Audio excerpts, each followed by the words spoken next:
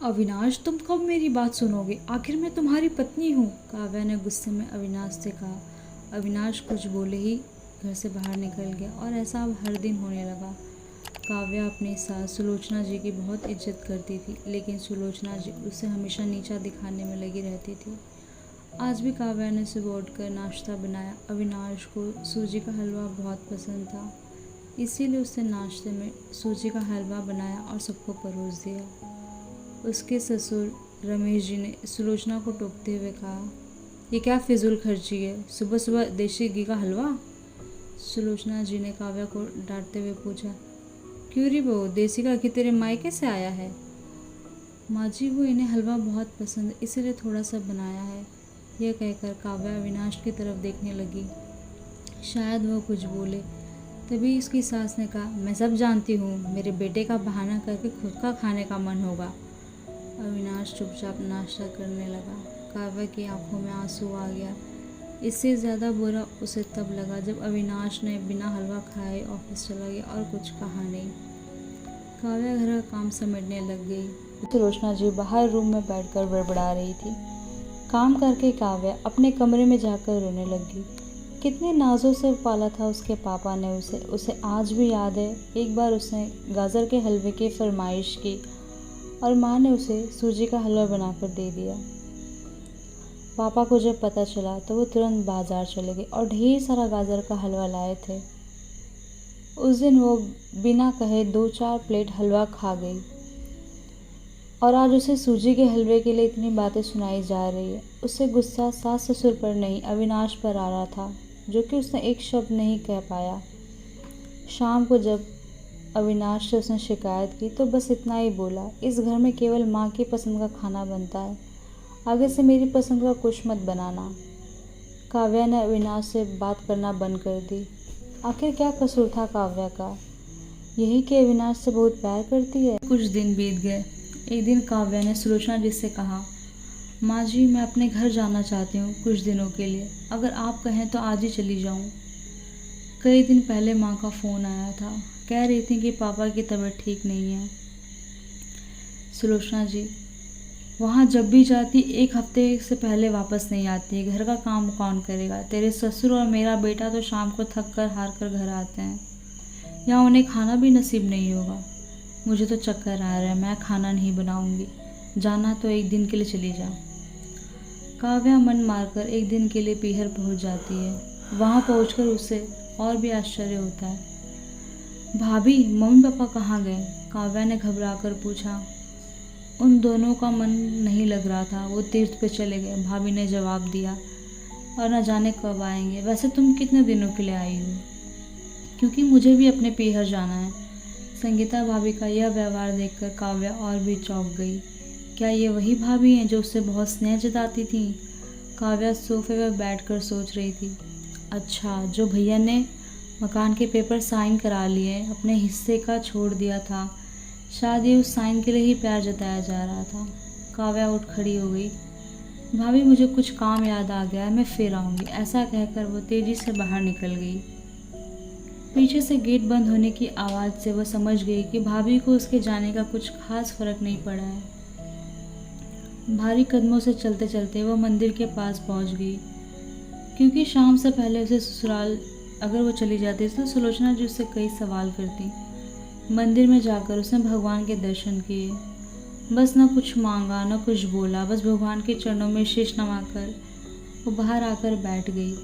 तभी उसकी नज़र एक पेड़ के यहाँ पड़ी और वो बहुत ही आश्चर्य से वहाँ बैठे लोगों को देखने लगी।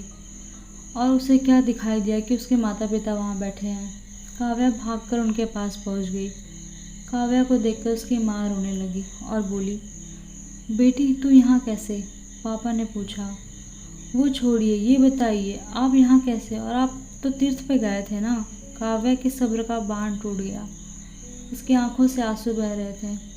बेटी, तेरी भाभी ने तुझसे झूठ बोला है। जो बिजनेस में पैसे लगाए थे तेरे भैया ने मकान बेचकर, वो बेचा नहीं, उसे एक साहूकार को गिरवी दे दिया और वो कर्ज में डूब गया, और इस वजह से हम उस पर बोझ बन गए और हमें घर से बाहर निकाल दिया। पापा अब क्या होगा? काव्या ने रोते हुए पूछा। बेटी तू चिंता मत कर, हम कहीं वृद्धाश्रम चले जाएंगे। तू अपने ससुराल जा, वहाँ किसी से कुछ मत कहना। कि काव्या के पिता ने भारी स्वर में कहा। अपने माँ बाप को इस हाल में देखकर वह अपने साथ ले जाने की जिद करने लगी, लेकिन जहाँ उसकी कदर नहीं वहाँ उसके माँ बाप की क्या इज्जत होती। भारी मन से काव्या ससुराल की ओर चल दी। आज उसे अपनी लड़की होने का अफसोस हो रहा था। काश वो अपने माता पिता के लिए कुछ कर पाती। घर आकर उसे बहुत ही मुश्किल से घर का काम निपटाया। उसके बाद वह अपने कमरे में जाकर गुमसुम बैठ गई। उसकी आंखों से आंसू बह रहे थे। अविनाश अपने ऑफिस के कामों में लगे हुए थे। जब वे सोने आए तो काव्या से पूछ बैठे, क्या बात है, आज फिर माँ ने कोई बात कह दी या माँ की कोई बात तुम्हें बुरी लगी जो आंसू बह रहे हैं। काव्या अपने आप को रोक नहीं पाई और उसने रो रो कर सारी बातें अविनाश को बता दी। क्या माँ पिताजी को यहाँ ले आए? वे इस उम्र में कहाँ जाएंगे? अविनाश ने कोई जवाब नहीं दिया और करवटें लेकर सो गया। इस बात पर काव्या को और भी गुस्सा आ गया। आज से मैं भी इनके माँ बाप की सेवा नहीं करूँगी, देखती हूँ कौन इनकी सेवा करेगा। रोते रोते काव्या भी सो गई। 2-3 दिन बीत गया और उसकी चिंता बढ़ती जा रही थी। एक दिन सब्जी लेने के बहाने वो उस मंदिर पर पहुंच गई, लेकिन उसके माता पिता वहाँ नहीं थे। पंडित जी, यहाँ मेरे माता पिता थे, उस पेड़ के नीचे बैठे थे। कई दिन से उनका कुछ पता नहीं चल रहा है। तुम्हारा नाम क्या काव्या है? पंडित जी के मुंह से अपना नाम सुनकर काव्या ने पूछा। जी हाँ, लेकिन आपको कैसे पता? तुम्हारे माता पिता ने यह पता दिया था और कहा था कि जब भी तुम यहाँ आओ तुम्हें ये पता दे दूँ। काव्या ने पता को देखा। यहाँ से काफ़ी दूर का पता था वो। काव्या ने मंदिर के बाहर निकलकर ऑटो रिक्शा को दिया और उस पते पे पहुँचाने के लिए रिक्शे वाले को कहा। रिक्शा उस पते पे पहुँच गया। दरवाज़ा खटखटाया तो एक लड़की निकल कर आई। यहाँ का पता मुझे पंडित जी ने दिया है, काव्या बोली। आप काव्या दीदी हो? अंदर आ जाओ। काव्या को कुछ समझ नहीं आया। वो अंदर गई तो देखा उसके माता पिता वहाँ सोफे पर बैठे थे। काव्या उन्हें देखकर रोने लग गई। बेटी, अब क्यों रो रही हो? तेरे कारण हमें यह मकान मिल गया। काव्या आश्चर्य से उनका चेहरा देखने लगी। लेकिन माँ, आप यहाँ कैसे, और ये लड़की कौन है? तब उसकी माँ ने कहा, बेटी तुझे याद है तेरी शादी के बाद तेरी सास ने 40 लाख की डिमांड की थी दामाद जी के बिजनेस खोलने के लिए। तेरे पिता ने उनकी डिमांड पूरी कर दी थी जिससे कि तू सुखी रहे। तब तू हमसे मिलकर गई। अगले ही दिन दामाद जी आए। जैसे ही तू उस दिन हमसे मिलकर गई वैसे ही अगले दिन दामाद जी वहाँ आए। उन्होंने तेरे पापा को पैसे लौटा दिए क्योंकि उन्हें कोई बिजनेस शुरू नहीं किया था। तेरे पापा ने मना भी किया लेकिन वो नहीं माने। उसके बाद उन्होंने प्रॉपर्टी डीलर से मिलकर 2-3 दिन में यह मकान खरीद दिया। 7-5 लाख रुपए बच गए। उन्होंने उस लड़की को नौकरी पे रख दिया और हमारी टेक केयर करने के लिए यहाँ इसे छोड़ा है। लेकिन माँ, उन्होंने मुझसे ये कुछ नहीं कहा और कुछ बताया नहीं। ऐसा बोलते हुए काव्या की आंखों में आंसू आ गए। वो रोती रही और अपने घर आ गई। घर आकर वो सोच रही थी, अविनाश ने कभी उसके लिए आवाज़ नहीं उठाई, लेकिन मेरे माता पिता के लिए इतना करके और बताया भी नहीं। इतना तो कोई अपना सगा भी नहीं करता, सगा बेटा भी नहीं कर सकता है। रात को उसने अविनाश से पूछा, आपने ऐसा क्यों किया? अगर माजी को पता लग गया तो क्या होगा? अविनाश का जवाब सुनकर काव्या रोने लगी। अविनाश ने कहा, जैसे तुम्हारे लिए मेरे माता पिता वैसे मेरे लिए तुम्हारे माता पिता भी है। मैंने पैसे लेते समय ही सोच लिया था कि एक दिन ब्याज के रूप में सारे पैसे लौटा दूंगा, लेकिन जब बिज़नेस शुरू ही नहीं हो पाया मैं इन पैसों को अपने पास रख कर सही समय आने का इंतज़ार कर रहा था। अगर मैं तुम्हारे माता पिता को अपने घर ले आता तो उनका आत्मसम्मान हर दिन धिक्कारता।